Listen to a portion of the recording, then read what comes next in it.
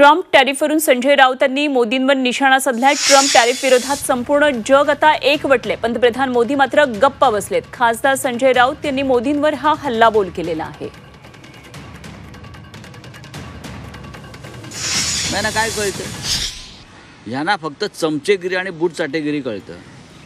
नरेंद्र मोदी हे विष्णूचे अवतार आहेत का?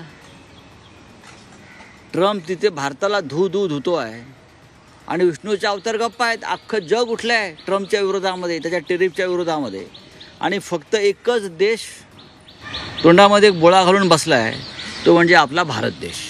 आणि भारत देशाचे पंतप्रधान देव आहेत ना, विष्णूचे अवतार आहेत ना, मग सुदर्शन चक्र सोडलं पाहिजे।